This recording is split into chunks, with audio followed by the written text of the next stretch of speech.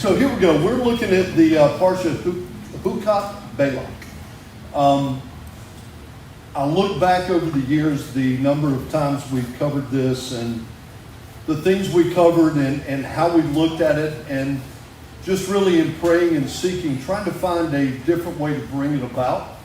You know, the typical lesson we would look at would be Phinehas or Phinehas, the one who brought the Midianite, the woman of, let's say, ill repute, in amongst the people, and they were killed, staved off the plague.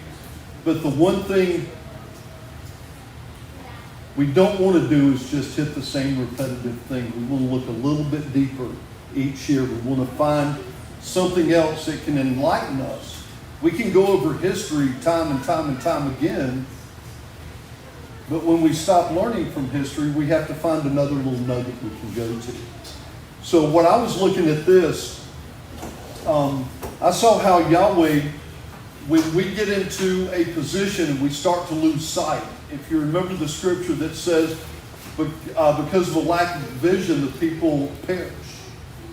We know that's both spiritually, and now we can even understand that it's a little bit physically too. And I want to bring some of that out in the lesson we're looking at today, because the way we can become transformed, the way Yah can seek to transform us, is by redirecting our gaze, both spiritually and physically. If you're always watching defeat and failure, you begin to feel defeat and failure in everything you do. So Yah has to kind of change the way you look at stuff. You see, we behold the shape that the world is in, and if we're not careful, we let that shape seep into us, in our lives, our reactions, everything we do. But we have to learn to lift our eyes to the one whom Yah has lifted up. We have to let our hearts be changed and our faith strengthened, and the nations will be drawn to Him through us, through our reaction. Aren't we called to be emissaries? Aren't we called to be the ones that show, reflect? If we're made in His image, then surely we should be able to carry His glory in some portion of our lives, so that someone else is interested. They're compelled to seek what you have.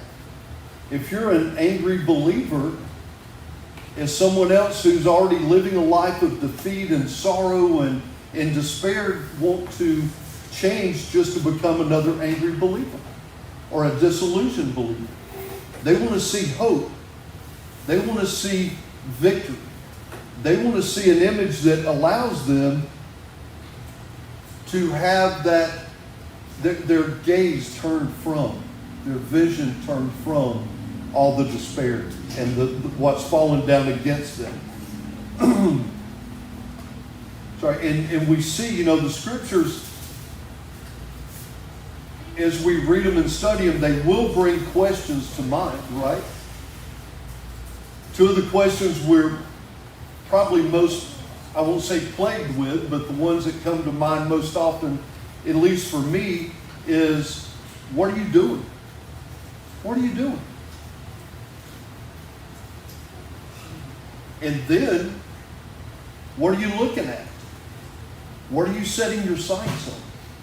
Is there a goal? Is there a prize? Is there something that's an attainable goal? Are there road marks you can use? Are there circumstance? You're going through a period of despair. You're going through a period of a battle. But someone else, one of your brothers and sisters, has gone through that, and you see hope because you know you can also beat that. But we get distracted. And where our eyes go, our thoughts will follow that. Where our thoughts go, what follows that? Our hearts. Our treasures become different than what they should be. We're told to store up not the treasures of the world, but the treasures of heaven. And then where our hearts go, what happens? Our lives follow that. What we love, we do. What we seek becomes either worldly or heavenly. We have that time that we get to that crossroads, we get to that fork in the road, so to speak, and we have to make that decision that carries us down the right path. But we have to love doing it. The things that we see, that we dwell on, that we seek to comprehend, those things that we behold become negative to us rather than positive. So we have to be careful where we put our gaze, spiritually and physically. Because what we behold, we become. What we reflect, we worship. We start reflecting the world, and we're worshiping the world. Whatever we continuously set our gaze upon is what we seek to be and to do. I remember as a little kid, my grandpa, every Friday night, he would set his chair backwards in front of this crazy television that was huge. Kids now wouldn't know what it is. This huge floor model television. And Friday night wrestling would come on. And us kids in the background would be fighting each other just like they were in the ring, because that's what we were watching. That's what we understood. That's what we thought we had to do at the time. We found pleasure in it. Who doesn't like body slamming their cousin, right? So it was a good thing at the time. Probably not a godly thing, but we were looking at that, and our lives were resembling what we saw on the street. It was right there, and we mocked it, we imitated it, but that should work in both directions, both good and bad. If we start looking upon the godly things, shouldn't we become more godly? Shouldn't we want to walk more circumspect with the Word, seeking to do the right things? But if we constantly behold that chaos, that fear, that bitterness, and that anger, it becomes a part of us, and it reflects from us. I have to say, and very adamantly I have to say this, that our actions, our words, the way we see things, the way we comprehend, the way we hear what people are saying and the situations they're in is reflected by what's in our heart. If you have a friend come to you and you have bitterness and anger in your heart, and they say, look, I've got this situation, I don't know what to do, you're going to speak out of bitterness or you're going to speak out of compassion. Your answer shouldn't be, well, sock him in the eye. That's not the right answer. Your answer should be, find out through compassion, through prayer, how to handle the situation. We don't want a worldly answer on that. We see what the world wants to do. And we want to stay away from that. We want that anger not to be, or that bitterness or that fear, we don't want that coming through our lives, through our actions, our words. We don't want to always possess and give back what the world gives. We have to clear ourselves from that. But we see how we get our attention gets kind of like diverted very easily. Especially if you're a guy, bright, shiny, loud, squirrel, you get distracted. I'm not picking on you ladies. I'm already in trouble in that.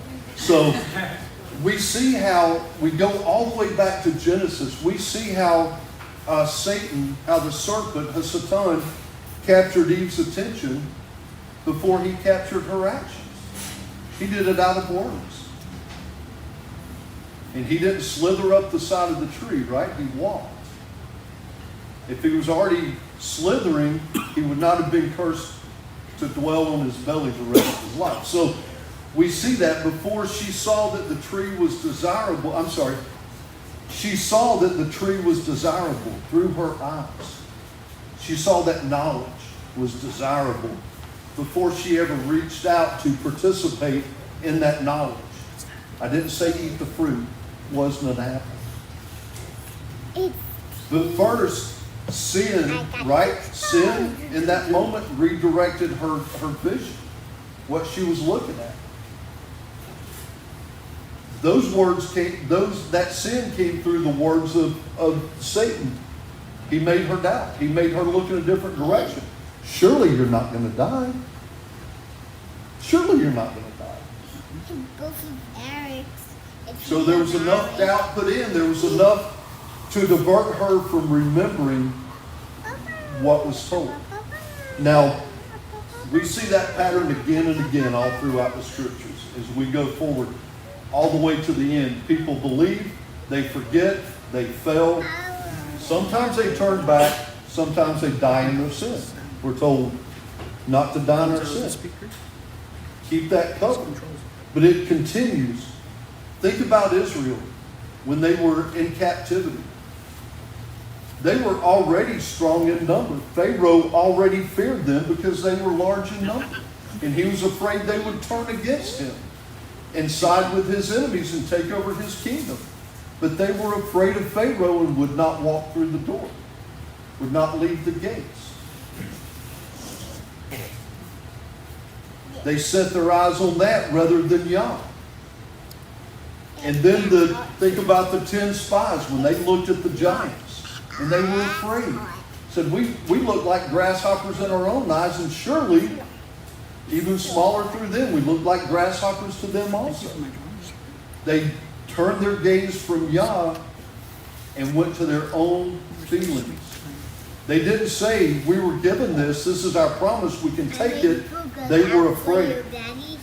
And if you remember last week, we had looked at how unbelief grows when we focus on obstacles.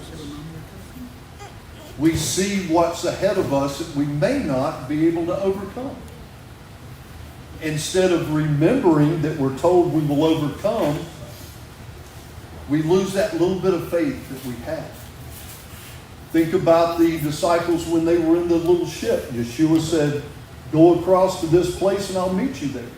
Storms came, they got scared and started crying out. They forgot he said, I'll meet you there. Not, I'm going with you.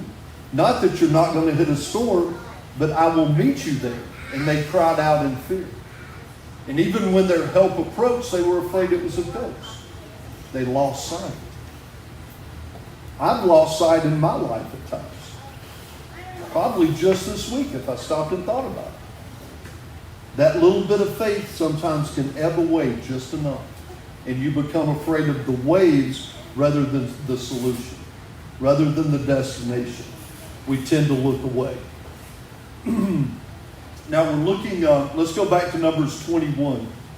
I know I took you Genesis to the Gospels and around, but looking back at Numbers 21, I'm going to read 4 and 5 to you. It says, they traveled from Mount Or along the route to the Sea of Reeds in order to go around the land of Edom. The spirit of the people became impatient along the way. Oh, go figure that. The people spoke against Yah and Moshe. Why have you brought us from Egypt to die in the wilderness? Because there is no bread, no water, and our very spirits detest the despicable food. What came from heaven, what was given, what was miraculously there, was suddenly detested. How many times do we lose our sight in that? The provision God's giving, what He's set right in front of us, what He's given us for our use, our consumption, we tend to detest pretty quickly. Well, I like my car, it could be a better color. My air conditioner is good, but it could be colder. My umbrella works, but it's just hard to hold it. We forget what He does for us. We lose vision. We lose sight of that. And we see that even though Israel, just as we have seen, we've seen miracles, we've seen God work, we've seen people healed, we've seen people delivered. We have example of what happened all through the Bible, and I believe word for word. I don't doubt. But just as Israel witnessed the miracles of the sea parting, the manna falling, the water coming from the rock on 2 occasions, the cloud by day, the fire by night, the scripture still said the people came impatient on the way. That same pillar of fire was still with them. The cloud was still with them in the daytime. That protection separating them And not only separating them, not only lighting their night, not only showing them the way, but it identified them as the ones chosen by Yah, and he was protecting them along the way. Imagine being an opposing nation as you see that coming across the wilderness. Think about it. At night, there were no street lights, but there was a heavenly light in the wilderness leading the people, protecting the people. How would your heart faint if you were the king that wanted to oppose that? Yet they did. Yet they forgot also who the mighty God was. But we see as we read those stories that they became impatient, they became discouraged, they wanted something different. They even wanted to go back to Egypt because they let the circumstances of that very moment, people, we can relate to this. And at this moment and in the last few months, I can relate to this. The circumstances we face become larger than God does to us. It overtakes what we think he can do for us. Their problem was not first in their mouths that they were speaking it, but it was their vision. They lost sight of what God had given them. The complaining, man, is an evidence that our eyes have drifted away from God's provision and his faithfulness. We forget what he does, what he's capable of doing. We become the ones that turn our faces from him. And, we measure God by today, what's happening right now. We forget that long-term provision. We forget that long-term ability. And all we want is right now. We become an instantaneous society. I've said it before. I'll pick up my phone. I'll hit a number. It takes 4 seconds for it to ring through on the other side. And I'm like, what the heck's happening here? AT&T, am I not paying you enough? Yet the signal's going into outer space, coming back down, ringing on somebody else's phone, and they're taking time to answer. But I'm impatient. My microwave's too slow. Your microwave's too slow. But we start measuring God's ability by what we see at the very moment. We don't give it time to work. We don't give it time to change. And if we look at it in that manner, we have to ask ourselves, what has occupied our thoughts this week? And you don't have to tell me. Was it a doctor's report, a bad report? Possibly the economy. I know we're all looking at that. We're all just beat up by that. Your children, your parents. I'll give y'all one. Your parents. Is it the politics? What disappointments have you run into this week? What is it that has really affected you to turn your gaze from the Father? You see, the faithfulness of Yah has always been there. He's never broken covenant with us. We're the covenant breakers. We're the ones who fall away and fail because we allow that whatever fills our moment, our vision, fills our heart. And when we lose the will in our heart, we lose the ability to turn that sorrow into gladness. We lose that ability to turn that lack of hope into the utmost hope. Now, we see that when they're there, they're complaining. They're complaining against Yah. They're complaining against Moshe. And it says that Yah sent the fiery serpents into the midst of them. Who wants that to happen? I don't even like snakes. And suddenly they're there. And they're not just snakes, they're fiery serpents. I don't know what they look like, but it scares me thinking about it. And the serpents were there because that was Yah's judgment at the time. Think about that. That was his judgment. It was not that they just happened to be there and they woke up and said, hey, let's go bite people. They were sent there. I get tired of this New Age religion where people say, well, God's a loving God and nothing's ever going to happen wrong. It doesn't happen that way. There are consequences. Leo and I were talking today about how people expect to have no consequences, no accountability. No commitment. They don't have to commit. They don't have to be accountable. And that's what the world is today. You can just go along your merry way and nothing's going to happen. They had complained long enough, loud enough, nothing happened, and then suddenly Yah said, guess what? Here's a handful of serpents. Yes, sir? They called the bread of life detestable. Thank you. So, I kind of missed that point. That's very good. David said that they called the bread of life detestable. Think about that. And they were angry because it was given to them. But these serpents, when they came, now the serpents are not what caused the rebellion. It was the hearts of the Israelites.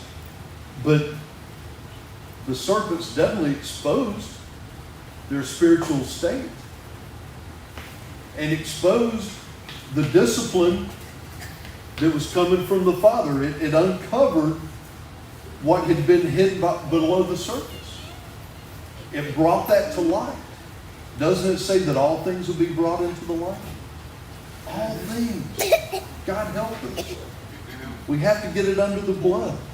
Now, that poison outside, whoa, are we good? Yep. Okay. The poison outside reflected the poison inside. It went into them. It was injected into them because of their bitterness, their quarreling, their complaining, their lack of faithfulness. You know, it's not a one-way street. Yah's not the only one that has to be faithful. It's got to go both ways. But we see that, once that sin gets in, once the poison gets in, we become bitter. And if you see when they show a snake bite, it may start here. It spreads. The atrophy spreads.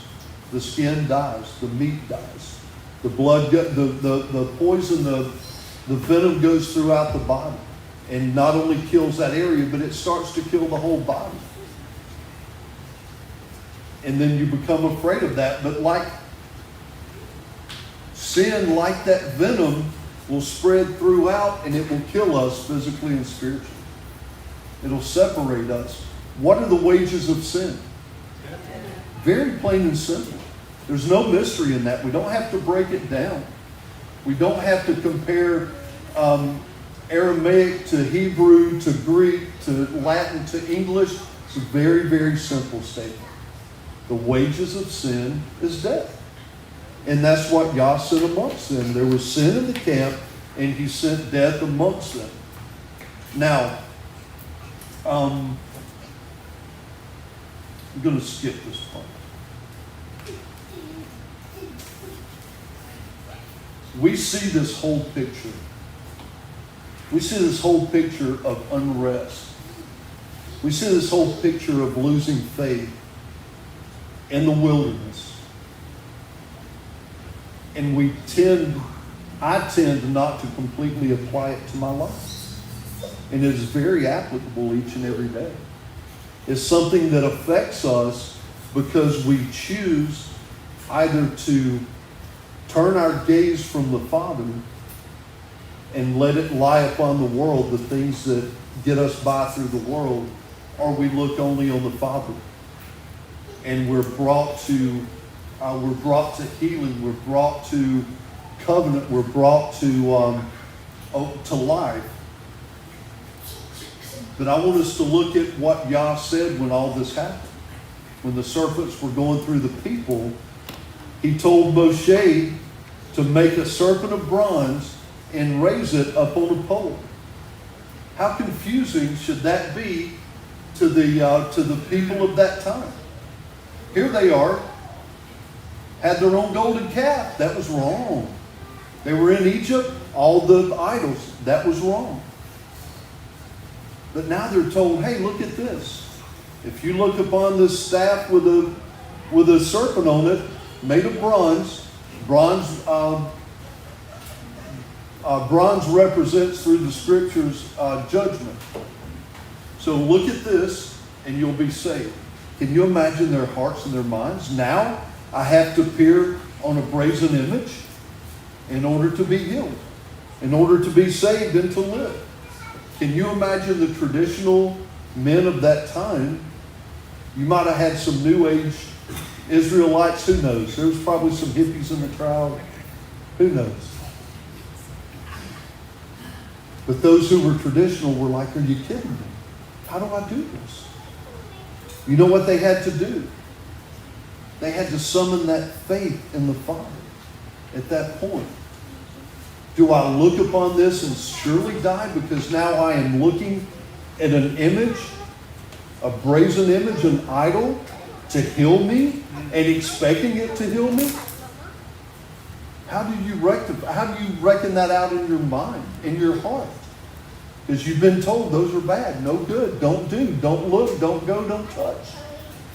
But now suddenly we have to see, we have to gaze upon intently and repent in order to live. Let that set in your mind for just a moment. How would you rectify that? Suddenly God tells you to do something that's totally against what you believe. Gotta make sure it's him. Got to make sure it's him. Good one, Leo. Got to make sure it's him. But when Israel looked upward, what did they do? They subjected their hearts to Yah in faith. That he would stand behind his word. And instead of saying, now you've looked upon an idol and I'll wipe you out in the entirety, he said, you will be healed. And they were healed. That was when they had to take a time and let that moment of visible faith in action be an invitation to act in faith invisibly in their heart. I don't know if there was murmuring. I don't know if they talked about it. I don't know if they set councils up to have discussion on if they should or not. It sounds like Moshe moved rather rapidly to do what he was told, because death was in action at that moment, and the people had little time to make that decision. But the faith was there. They stood, they did it. But for him to be able to take that, he had to redirect their eyes. Redirecting their eyes redirected their minds, then their hearts, and they believed and they were healed. It wasn't the serpent on the pole. It wasn't only the act of doing it, but it was the faith that they approached the Father with doing it. It was that action. When they turned. They were changed. First outwardly, had to raise their heads, then inwardly, they were healed. But just seeing that curse coming through the camp, seeing the death rolling at quick speed, I can only imagine the serpents were quick. They did their job effectively. 24,000? 24,000? I don't know how long that took. But with a camp the size it was, it could have been very quick. Started on one end and worked its way through. Moshe staved it off. And it's remarkable that Yah would use that method. But who can question Yah? Who can question it? I'm not going to tell you if you get sick to build a serpent on a pole and stare at it. I wouldn't do it. If you hear him telling you to do something, make sure it's him and do it. Now, we have a reference back to this point in time with Yeshua.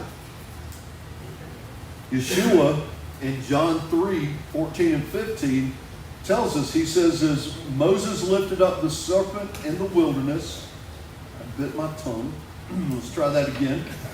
As Moses lifted up the serpent in the wilderness, even so the Son of Man must be lifted up. The serpent represented the curse, but we have Yeshua representing the one who bears the curse for us. He bore that curse for us. Paul wrote in Galatians 3 and 13 that he became that curse for us.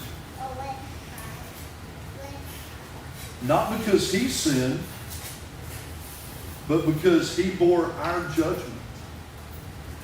Because he took on our just deserts. Because he was the one who could do it, not us. Now, all of humanity was invited to look, right? All of us have been bitten by sin. We've been involved in sin. We have allowed ourselves to be taken away by sin. We've been poisoned by that rebellion against Yah. Maybe it wasn't a rebellion where you shook your fist to heaven and said, I will not do that. But instead you go quietly and you don't do. Or you go quietly and you do what is against the word. So it could be a loud rebellion like the children crying out in the wilderness, or it could be a quiet rebellion.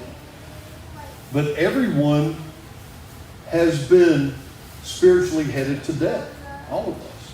We've all fallen short. We've all been into that road, that avenue that we could surely die because we are heading deep into sin. We took that choice that was the broad way, not the narrow way. And we've allowed ourselves to be taken away by sin. But through Yeshua being lifted up, we've been invited to look. We've been invited to see. Not to just merely take a quick glance, but to see. To gaze upon. And in doing that, we receive that ability to believe. That ability to trust. Man, how hard is it to trust? We're not going to trust until we surrender. Until we give that up. That surrender will allow us to fully repent. And then we're spiritually healed.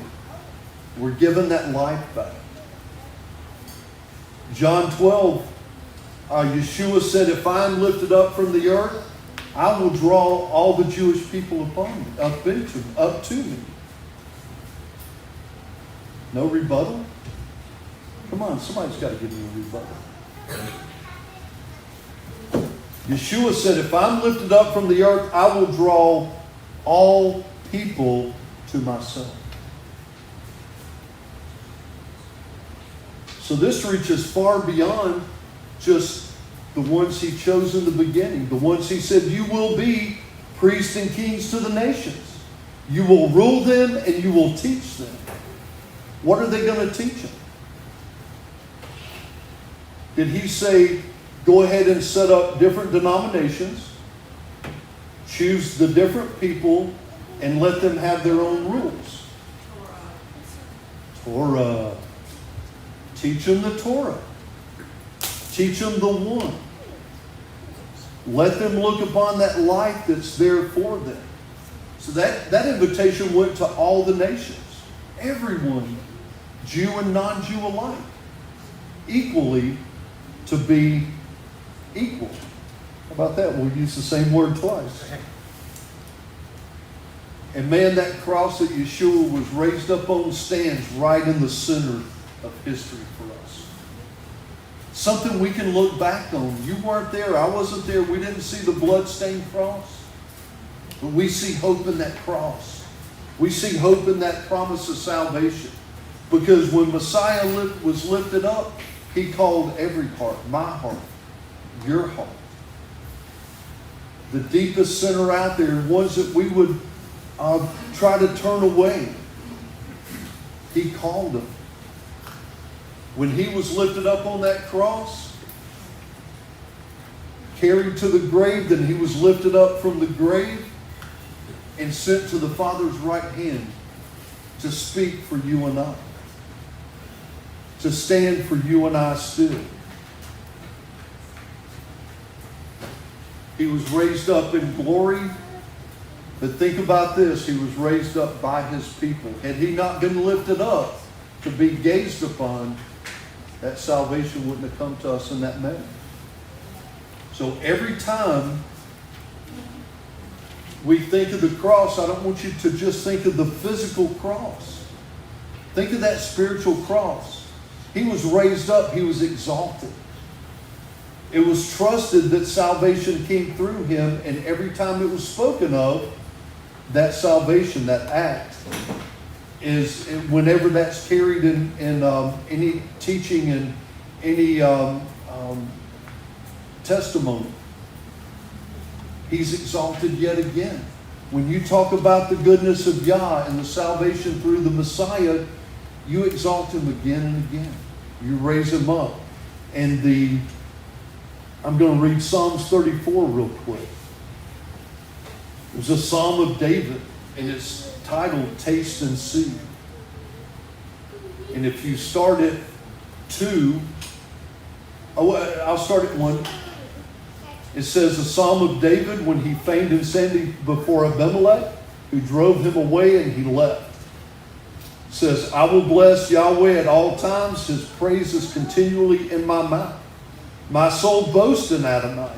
The humble ones hear of it and rejoice. Magnify Yahweh with me and let us exalt his name together. He says, I sought Yahweh and he answered me and delivered me from all my fears. That peace. But how do we get that peace? How do we get that? How do we get that salvation? How do we get that hope?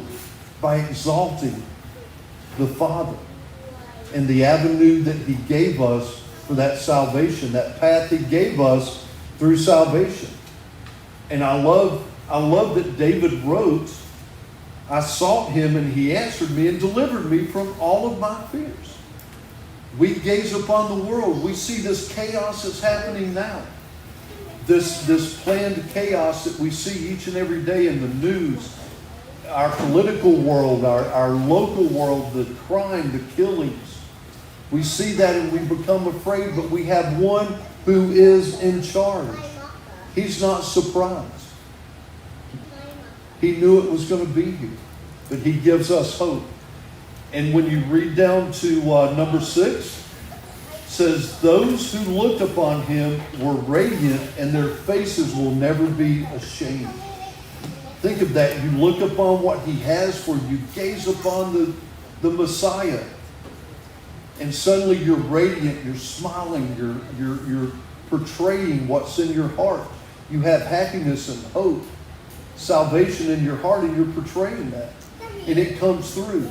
Think of when you see somebody, they've just received a gift. And they're happy. They're smiling. They've got a little life in their cheeks again. Their eyes are glittering. You see happiness in them. When we gaze upon the Father, we should have that same look because the blood of Yeshua was a gift. It wasn't taken. It was a gift. And we look at Jerusalem at the time in Matthew 21, when it talks about Yeshua and his disciples coming into the city. The word tells us that the whole city was stirred up. Didn't they move into place to be able to see Yeshua as he entered? They gathered around, they waved the palms, and they cried out, Hosanna, Hosanna. The word said the city was stirred. Not just a few people, the whole city. The city trembled. Everyone came to look. Everyone came to see what the spectacle was. And to cry out. Their hearts cried out. Now some of them saw a prophet. Some of them saw a threat. The standing government. Some saw a blasphemer. Wasn't he accused of being a blasphemer?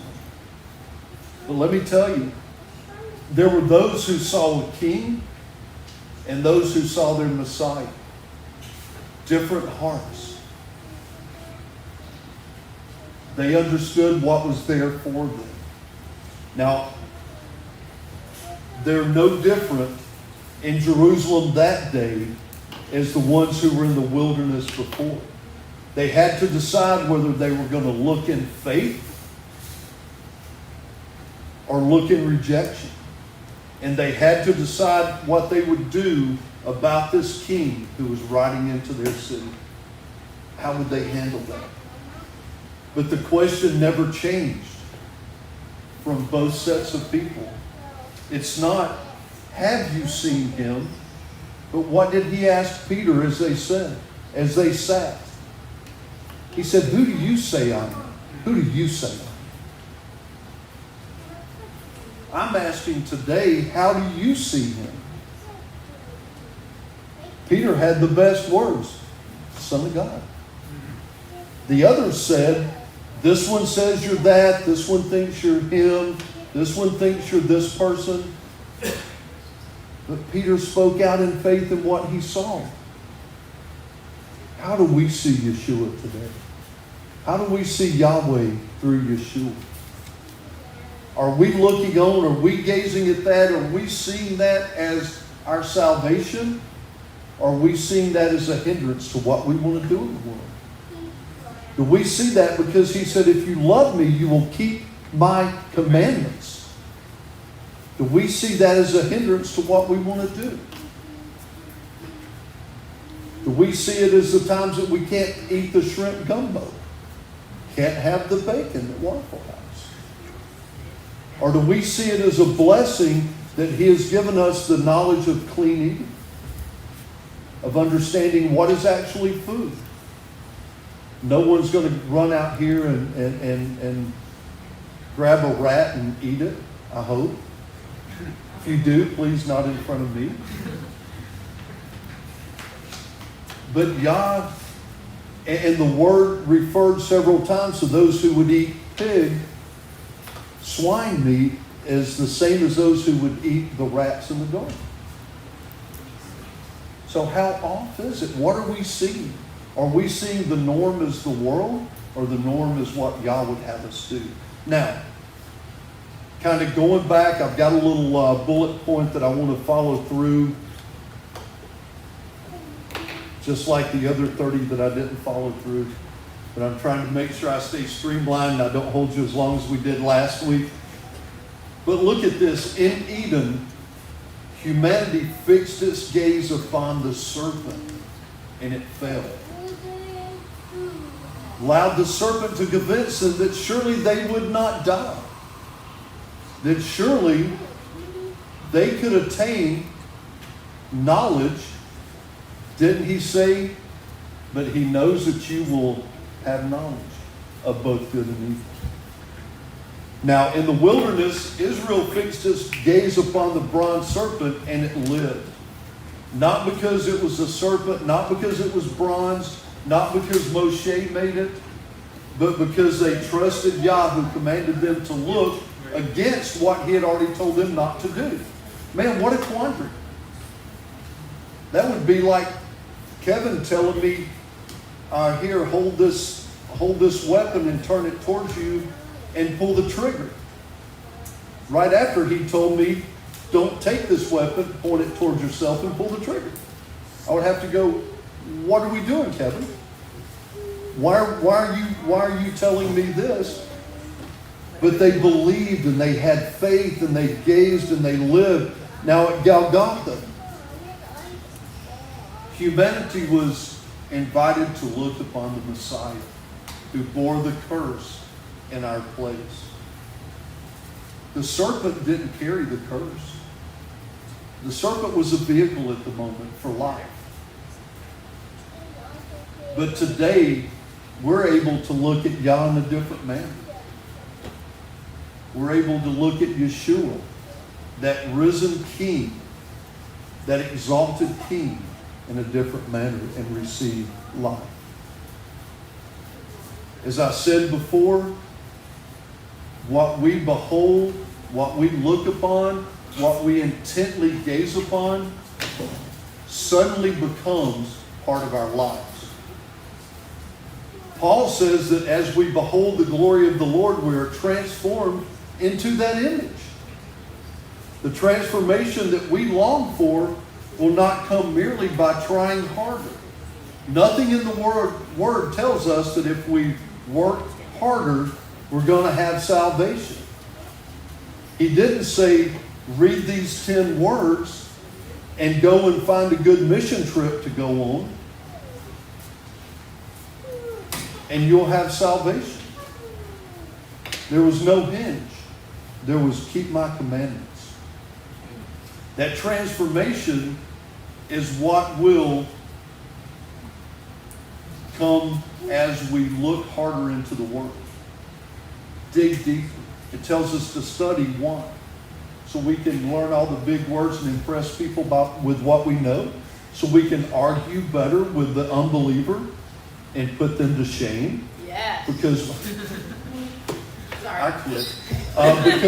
Because we have remembered all the Hebraic phrases, because we know many, many, many Hebrew words, because we act devout. No. It's what's inside us. It's what have we become. The more clearly we can see Yeshua, the more deeply we can see into ourselves. We can see what is wrong. We can see what needs to be changed. Can we change it within ourselves? We can start to change, but we need the strength and the understanding given to us to be able to change. Now, the more clearly we see the Messiah, the more clearly we work towards Him, the more clearly we seek Him, the more we love Him, because we understand more and more what He does and what He has done. And the more deeply we love Him, the more faithfully we come to obey Him. The more we seek to do His will. The more we want to please Him. Do we love Him and obey Him just because He gives us things? I want to speak to, well, everybody in here is a child of someone. So let me talk to the children in all of us. Who was given many things by their parents? Easily handed down. You had food at night. You had clothes you wanted. The tennis shoes you wanted, Caleb. Picking on Caleb because he's barefooted. But you're given, you're provided for. But how many times did you turn in anger and not do, as we talked about last week, the two sons? How many times have you turned, even when you've been provided for, and been angry with your parents, spoke against your parents, and turned and did exactly what they told you not to do? Or didn't do what they asked you to do? That was the purpose in last week's lesson. We easily turn away. We easily look the other way. But we have to be transformed. If we love Him, we will want to please Him. If we love Him and faithfully obey Him, we're going to reflect Him to others more often and more easily.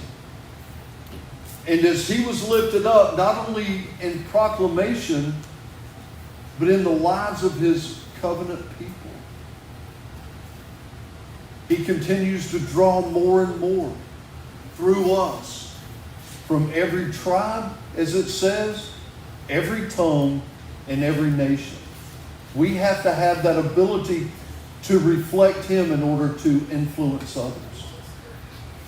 I'm not saying get a YouTube channel or TikTok and be an influencer.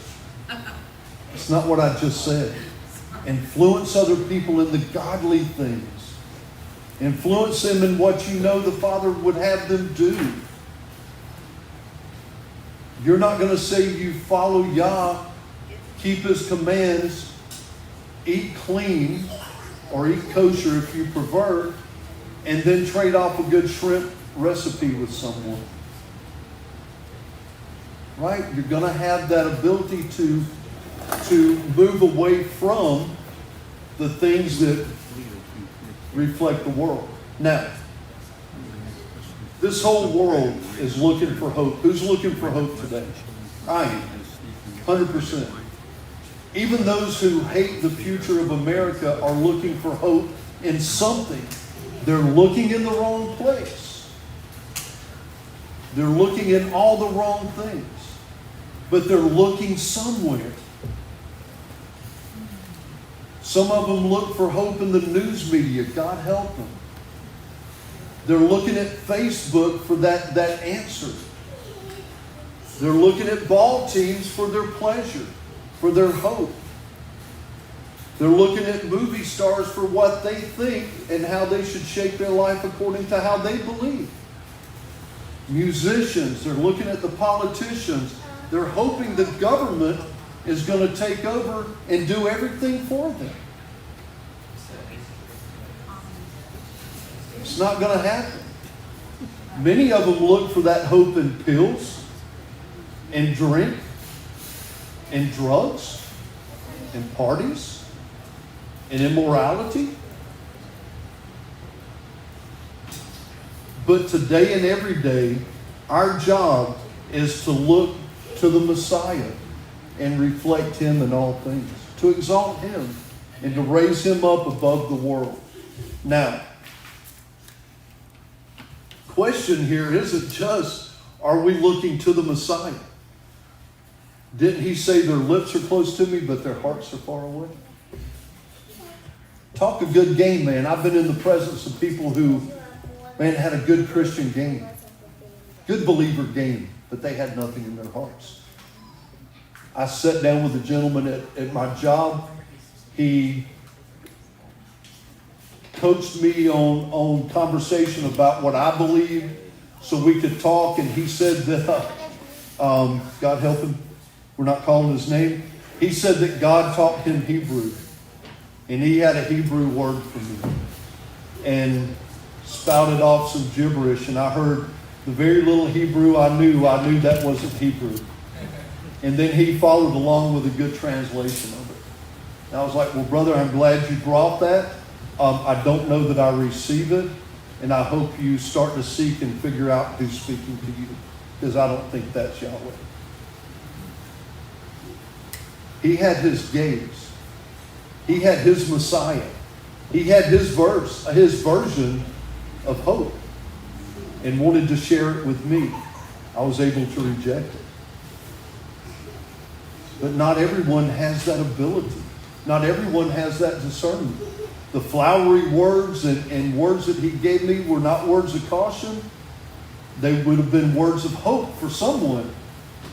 Yes. You wouldn't have been able to discern it wasn't Hebrew unless you knew a little bit of Hebrew. So you Good can't point. discern if something's not God unless you know God. Oh. Amen. Let me see if I can. Did y'all hear that? Let me see if I can paraphrase it. The reason I knew it wasn't Hebrew is I know a little bit and enough to have recognized it not being Hebrew. But if you don't know God, you don't understand what is against God. Is that close to what you said? That's very good. Think about that. So if you're not studying, you don't know. You just have no clue. So I would have to ask you again, where are you looking today? Now, not only are we should be looking up to the Messiah, seeking the Messiah, reflecting Him, but I want to ask you today in your life as you walk each and every day, and I'm asking myself the same question. Can the world see that in you? Does the world see the Messiah coming through you? That hope and that salvation coming out of your life? Do our homes lift Him up? Do our marriages lift Him up? Does our speech lift Him up? And do our actions lift Him up? And I'm not talking about on Shabbat. I'm not talking about just on the Sabbath. I'm talking every day you're out there. Now, that got put in because I got convicted because I don't always. I have the moments where I'm not lifting Him up. I'm lifting myself up. My feelings, my anxieties, my anger, my fear. And I allow that to take over. But I don't want us all to fall into that trap. That's what the adversary wants from us. Just as he tripped up Eve, he'll use flowery, beautiful words to trip us up too. Flowery situations. But I pray that our obedience, even to the Torah, to the commands, will lift up Yah in the face of other people. Not that you're gonna earn salvation.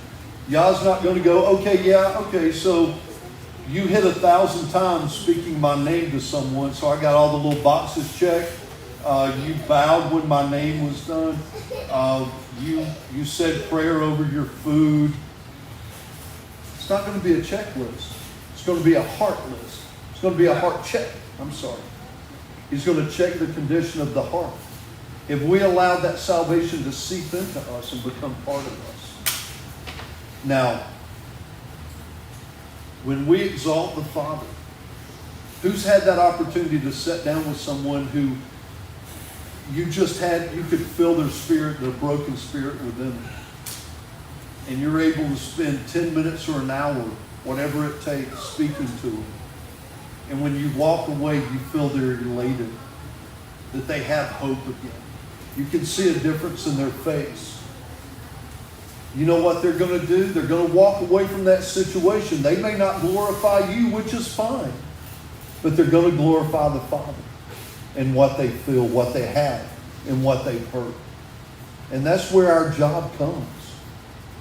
We're not getting into this thing without having accountability, without having a duty. What's the whole duty of man? Fear God and keep His commandments. Amen. Thank you, Caleb. And Jessica backs you up from the front row. So there is some work in this thing. But even though sin has come in, we can be healed. How can we be healed? By turning our gaze upon the Father. By changing our perspective. If I look constantly upon what's happening in the world and in my life at times, and in my work life, I'll give up. I'll give up quick. We all will. But I encourage you not to turn your gaze back to the Father. You're not looking at a brazen image. You're looking past. You're looking for hope. And it comes from one place for us. We're not finding hope in the things of the world. So, just remember, we don't have to bear that curse. It's been given away for us.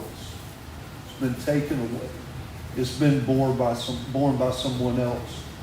Today we have to lift up our eyes.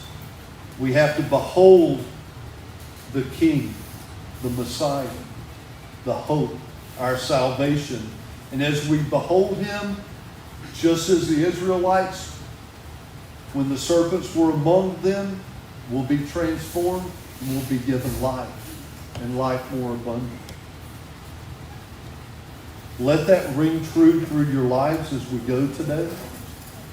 Be a blessing to someone in deed, in word, in action. And let someone else see the reflection of the Father through you.